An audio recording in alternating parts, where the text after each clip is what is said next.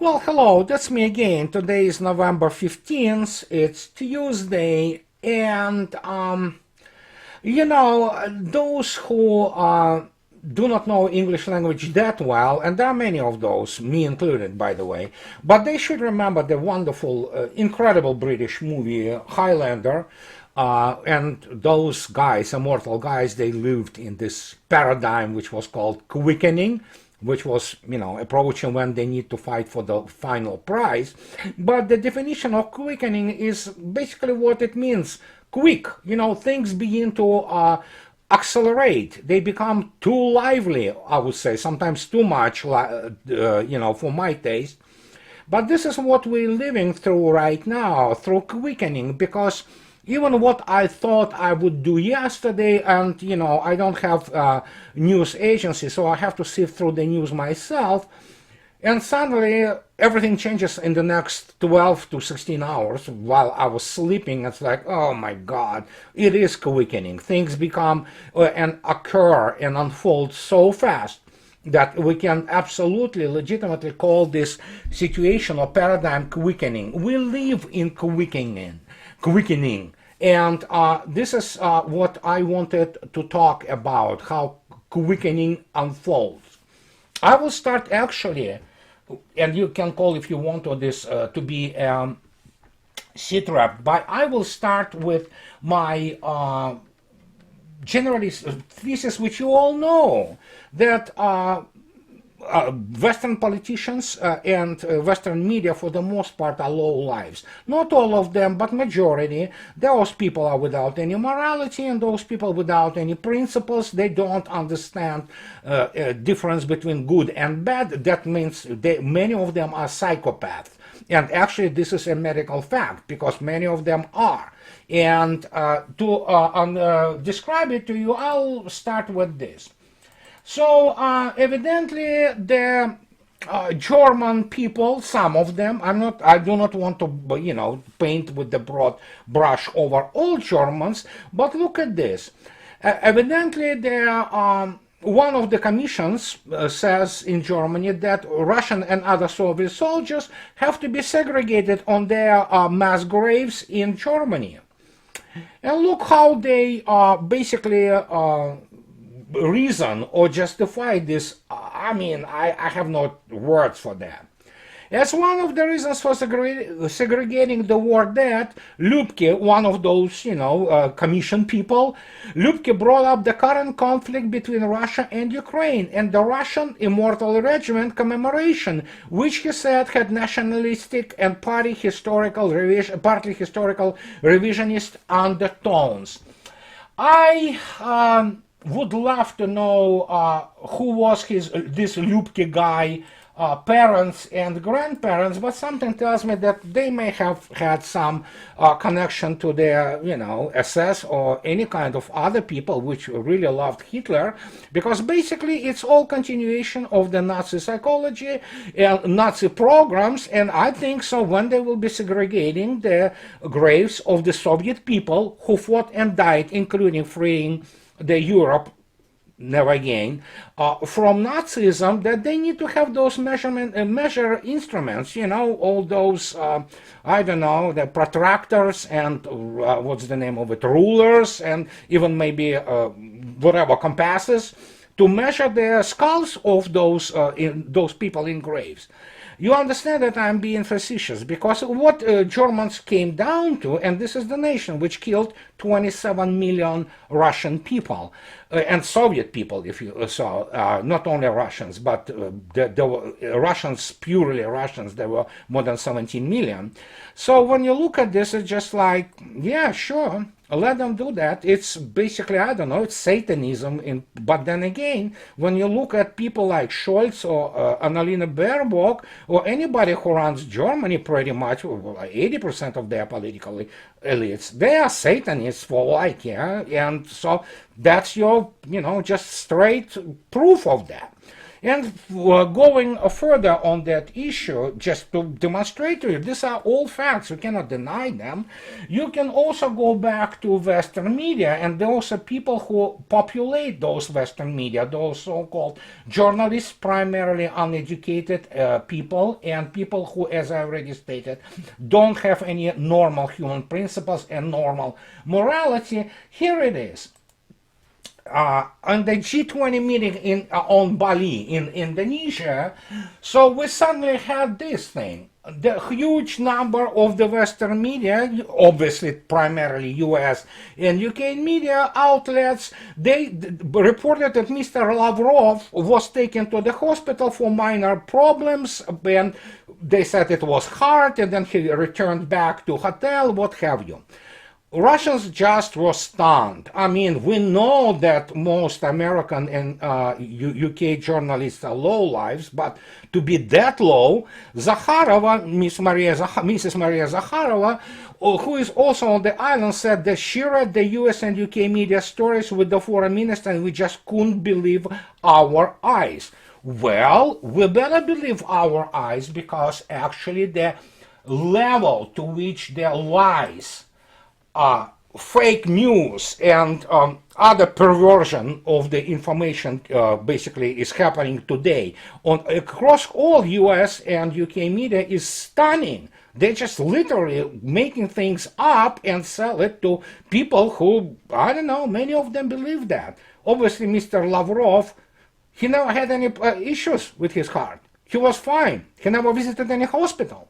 But they said so, and that stupid saying when they I believe it was born after the first Gulf War, that the war is not over until CNN says so. It just tells you basically the level of perversity to which the whole cultural milieu, so to speak, of the Western societies sunk to. It's just unbelievable. They just lie. And in this particular case, when you put together this with the skulls, measuring, which they will have to measure, I'm pretty sure, yeah, don't take it as a joke. I don't know what those people will be doing and how they will be separating and segregating those people, which is, again, as I already stated, Satanism. They will be disturbing the grace of people who actually died to give the German nation a chance to survive, which it of course failed at taking, and now just blew it completely. But this is what it is, and I will leave the moral judgment for this for you, and make it it's on your own. But having said all that, I also have to put, and I will translate it for you. 2 weeks ago, none other than Mr. Patrushev, by the way, who actually quoted, so to speak, or said things in concert with Mr. Putin. And 2 weeks ago, he stated that, and again, Mr. Patrushev, he is the secretary of the Security Council of Russia, an extremely powerful man, maybe the second man in the Kremlin. He stated that United States is financing the textbooks for basically former USSR, where it gives a completely distorted understanding of the history of USSR. And he understood, he basically stressed that it's a very dangerous threat, and it's arsenal of the Western hybrid instruments. And they basically what they do, they wash out of whitewash Nazism. And that is why, for example, it was very popular that there one of very popular moments, so to speak, or methods is to equate Soviet Union in 1940s and Nazi Germany, and then put the blame on the unleashing of the World War II squarely on the Soviet Union's shoulders. This is a very famous method. That is why, for example, the United States and the West, they loved Solzhenitsyn so much, for example, because many people don't understand. It wasn't merely about Gulag. Those people who read the Gulag Archipelago, they have to understand that half of the book was actually perversion and basically lies about a great patriotic war. But many people don't get it. That's why they still don't understand why huge number of Russians, majority actually cannot stand the guy. But It's just one of those things. And then when you look at this, and when you look how the elites are being prepared, and how they absolutely are ignorant on the issue of history, a lot comes together, a lot falls, a lot of those, many of those puzzle pieces fall in place, and they will tell you that, wow, that's what it is. They really do not understand what they are doing, because they started to buy also in their own propaganda and lies. But again, I was on record for this for many years. So, and once you put it kind of, everything away, I want to mention the article, which was the very serious article in the very famous Russian RIA News, Russian Informational Agency News, which was published there a few days ago by Victoria Nikiforova. And she was talking about basically that, yeah, Russia is facing the basically unified West. It's not very unified, but it is combined West, let's put it this way. And she's talking about that basically, in the end, Russia is fighting the combined West, and the fact that they try to cancel everything Russia related comes down that Russia will have to undertake also some measures of destroying, and that's what is happening right now, those institutions which have been completely pro-Western in the basically wake of the World War II, when the United States emerged as the only unscathed power, which actually benefited tremendously from the World War II, and it was given pretty much a green light in terms of many institutions it's installed, be that, of course, International Monetary Fund, World Bank, United Nations, or even the International Olympic Committee. And Victoria Nikiforova, while writing this article about the fact that basically modern International Olympic Committee is basically corrupt organization, as many of them are, make no mistake, enough to remember what Mr. Medvedev stated yesterday about the United Nations, which obviously everybody knows it's completely corrupt organization. And here is what Nikiforova concludes. When she speaks about combined West, she makes this incredible observation. As you can see yourself, what is highlighted in yellow is, and she says, the trouble is, and actually it's more than just the trouble, the beda in Russian, it means a tragedy actually also.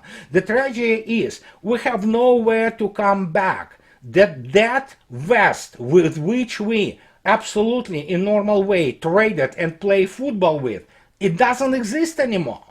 En masse, it basically loaded itself on the ship of fools and departed to the great nothingness while waving us goodbye.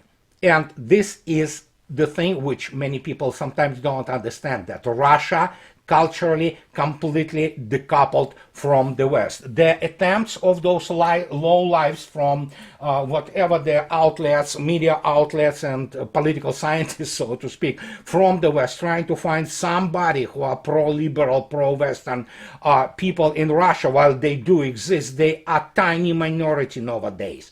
And that is why when they try to portray the Russian attitudes towards the West, they lie as all this. Russians simply rejected the modern West. And that's what Victoria Nikiforova stated. And that's what we have actually, and with a reaction of Russian people, majority of Russian people, if it will be properly reported, it will be stunning for many of those who probably believe the American or UK mainstream media, establishment media. But fact is, I don't think so the people from the UK or US media really have any mental faculties understanding what they report or what they make up.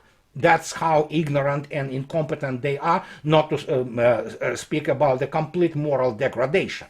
And this was just few examples I decided to give you to explain to you how that the breakup is fundamental. And I want to again address here this issue, which again I was planning to do one thing and I have now to say things which I didn't plan, but because something happens every day.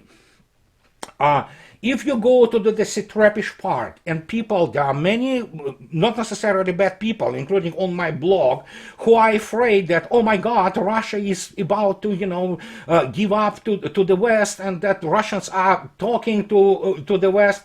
Let me explain some things. I'll give you the example of Kherson. Just a few days ago, Russians evacuated Kherson. Have anybody even tried to understand what had happened? And many people are saying, oh, it's a trap. Well, guess what? It is, actually, as it turned out. Well, I warned about it. Number of my friends and my colleagues, like Brian Berletich and others warned about it, that guys, they got the empty town. It is empty, with a few thousand people left there. No water, no running water, no electricity. Just simple, basically, dead stones. And guess what they have now? Well, you know what happened in the morning. Basically, Russians already launched 3 waves of attacks, and half of the Ukraine is completely without electricity, which automatically means what? You do not have enough, electric capability and very limited diesel capability to supply the proper, those groupings, military groupings, which are in the Kherson or within that platform which Russians left for them few days ago. Guess what it means? Yes, it means the trap, they are stuck there. And people say today that the building of the General Staff of Armed Forces of Ukraine have been basically blown up. I don't know. We'll see about this, but this is what already unfolds for you, and you can make conclusions already based on the proper information. And as always, have the patience. Always wait for it, until it fully emerges, and you can make your own proper picture of the events. And I'm pretty sure that's what we have there in Kherson right now. This grouping will be, steadily annihilated. But here's another thing. And this is what people do not understand. They panic. Oh my God, Russians are talking to United States. Well, for people even, and I have many good people, for example, Serbs, they have, ask Serbs, they will tell you cannot trust the West. Well, please, with all my deep respect to Serbia and love to Serbia and Serbian people, Serbian experience is not quite applicable here between the communication between the only two countries in the world which can, combined, basically burn the whole world 12 times over. Because they are two nuclear superpowers. They must have at least some kind of back channels of communications, and guess what? So we have now the situation in Ankara, and look what they report, and this is very important too. Mr. Narishkin, who is actually professional intelligence officer, have been sent to Ankara to talk to Mr. Burns, actually. And why did he go there? And look what is important here. Kremlin spokesperson Dmitry Peskov later confirmed to Russian media that bilateral talks had taken place in Ankara, adding that they were held at the US initiative. And this is very important. People always forget, and I have to remind them, the side which wins the war, it doesn't need to initiate any talks. I mean, it will talk, but it doesn't initiate things. Practically every single contact which have been which had happened between United States and Russia as of lately, I mean, from the start of the special military operation, has been done. They were all have been done on the initiative at the request of the American side. That already has to tell you something. But then again, Mr. Narishkin went there, being professional intelligence officer, not just to talk. He went there to basically gauge the reaction of the United States, and especially those statements today, including by Mr. Kirby this morning, literally a couple of hours ago, that this is all about not to miscalculate, to prevent any kind of miscalculation, because everybody understands any kind of miscalculation between United States and Russia, it brings about what? The cataclysmic death of civilization. So in this particular case, it's good that they talk, but in reality, of course, what is the cover story? I will speculate. I will go out on the limb here, and I will say that basically it is, well, it's partially true that why they are there, but it also goes about the partition of Ukraine and how United States needs to kind of withdraw itself from this situation. Reason being, check out how many sanctions United States already weakened or canceled altogether in the last few days. You haven't heard about it? Check it. It was cancelled in terms of basically, abandoned in terms of supplying of the spare parts for Boeing. It was cancelled or abandoned in terms of other pieces of machinery and supplies for Russia. And guess what? The worst of them all, which is tragedy to Ramzan Akhmatovich Kadyrov, who absolutely wore it as the badge of honor, being sanctioned, I don't know, like hundreds of times by all kinds of institutions. Well, guess what? They removed those sanctions from Kadyrov. Well, it's a horror for Kadyrov because he was so proud of it. But hey, they went as far as even, remove sanctions from Kadyrov. Check it in the media. It's in the open. It's not the first page news, but it's there, and they need to report still on that. Of course, they're gonna bury it, in the cellar of the whatever, or the 16th page of some newspaper. But it is there, and that tells you something which I already continue to tell you, that United States needs to make some arrangements, and Mr. Narishkin was there to figure out if it is seasonal situation with the United States. They want to stave off or somehow freeze the conflict against the background of Russia obviously beginning to accumulate all those now combat cohesive formations which Russia is forming from their 300,000, well, more than 300,000 people who have been mobilized as of lately in the last couple of months, and they understand what it means for Ukraine, which really doesn't have that many resources. Which, by the way, check also why the Poland was attacked, quote unquote, so that could be the false flag on the Ukrainian part. And when you look at this together, it just kind of gets you, like the whole full picture of basically what is happening. And as I already stated, do I look positively on those negotiations or communications? Absolutely. As I already stated, read my lips. You can basically, write it in quotation marks and put my name underneath. I have a much better feel when Gerasimov and General Milley speak to each other than any Russian or American politician communicate. So that's, we got this thing clear. Now let's get to also the other signs of basically what is happening. It's really not that important, really, because as I already stated, that those people who think that stock market is in any way a measure of any economy, they are idiots. They really need to go back to school and learn about, well, okay, let's leave it at this. Yes, stock market is not any indication, but look at this. Just to show you how much idiocy is present in Western elites and why the West is in the state it is today, here it is. The Bloomberg reports, oh my gosh, London Stock Exchange suddenly lost its #1 position in Europe. Well, guess how it lost it? It lost it to France. Well, it lost it because luxury shares like Louis Vuitton, LVMH is Louis Vuitton luxury brand, which produce a lot of crap, overpriced crap, which stupid people with a lot of money buy.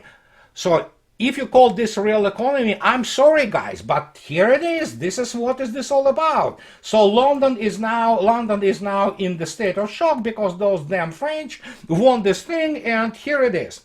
That price has been taken by France, and it is a stable of luxury companies like LVMH SE and Gucci, owner Kering SA, which are riding a wave of optimism that Chinese shoppers will be eager to spend as COVID restrictions ease. So, this is what gives you basically a complete understanding of the idiocy and sheer insanity and surrealism of the situation when you understand that basically the stock market is driven by selling shit to Chinese, to rich Chinese. Meanwhile, the majority of European population is facing horrendous energy bills, and they will have the issues with the food supply. Or already not having it already. And I am sad to say there will be, they even, people from UK, they project there will be some thousands of senior citizens who will die this winter because of the energy policies of the United Kingdom. What can I say? This is everything you need to know about this so-called economy. And that's when we get to this thing. Well, many people talk about Russia war and things of this nature. I have to tell you something which doesn't really go, well, it actually does go unnoticed, but this is extremely important. This is just one teeny-weeny fact out of the hundreds of facts coming out of Russia every day. Remember MS-21, Russian mid-range single-aisle state-of-the-art airplane? Well, which was sabotaged by the United States non-stop in the last 5 or so years. Well, guess what? Here's some news which you might find very peculiar. As famous Russian air blog and basically air news company reports, here it is. This year, the first fully commercial and what is called initial operational capability MS-21 completely remotorized on Russian PD-14 engines is being transferred to the basically fleet of the airline Russia, which is the subsidiary of Russian giant Aeroflot. Yes, not only this first airplane begins the experimental commercial flights with the company, they have another plane which this time also decided to not go with Pratt & Whitney, and it is fully remotorized on the PD-14s. In other words, what is happening? Basically, Russia is beginning to produce and basically put into their commercial use or initial operation capability first 2 airplanes this year, the third one fully Russified, Russian avionics, Russian engines, Russian systems, APU and things like that. They are coming next year. I believe the next year there will be new 6 airplanes which will go to the obviously the air company which I'm telling you about, which is Russia. Here is Russia. This is how it looks like. It is its fleet. It's a very famous company, together with another low-coster Pobeda, which is also subsidiary of Aeroflot. All between them, I do not want to lie, but I know that Aeroflot has something like 182 aircraft. Russia has something like on the order of 121 aircraft. So if you put together all those subsidiaries of Aeroflot alone, you have about 400 plus aircraft. For example, here's the Russia's view of the Russian Sukhoi Superjet with the Russia livery, and those guys fly all over the place. So what does it mean? Well, then put 2 and 2 together. Why do you think Boeing actually is now allowed to continue to support technically its airplanes in Russia, which it was prevented from doing so from the get-go of the Russian special military operations? Well, make your own conclusions. And the worst part of them is, again, is the fact that Russian MS-21 and Sukhoi Superjet 100 now are becoming fully Russified. And do you know what it means? Yes, unlike Chinese Comac 919, which is practically, there's very little Chinese in it. Most of it is basically, American, British, and German and French equipment, with the exception of the fuselage. Russia producing planes which are fully Russified, from Russian fuselage, from Russian wings to Russian engines, Russian landing gear, Russian APU, Russian avionics, and all that. They are absolutely not susceptible to the sanctions, and they can go out on the international market and compete directly with obviously Airbus 320, 321 family, and as you might have expected, with the Boeing 737, which is not that hot of an item, honestly. So there you go. Make your own conclusions. And this is quickening, my friends. As militarily, as I already stated, we will have to wait for the post-attack or post-battle, so to speak, assessment, which will pour into the next couple of days, and we'll see what was hit. We know that half of the Ukraine, at least, is without lights, without electricity, and without running water. I think so it will continue a little bit like that until all those southern groupings of troops are isolated and will not be able to resupply. And after that, we'll see what happens. But obviously, when you look at the fact that United States wants to talk now and constantly initiates those contacts with Russia, obviously trying to present it as if it's like self-evident things, that it's only natural. No, don't believe it. That it's all initiated by the American side. That tells you a lot. But I'm not going to be telling you more about it today because we're pretty much done with the, so to speak, sitrep, if you wish, and a quickening description for today. And as always, I really appreciate the help of my wonderful people, supporters across the both platforms of Patreon and Buy Me a Coffee. And this is thanks to you guys that I'm able to do this. And those who like what I do, please subscribe to my channel. And have a nice rest of your week. And I'll be talking to you more. Bye-bye.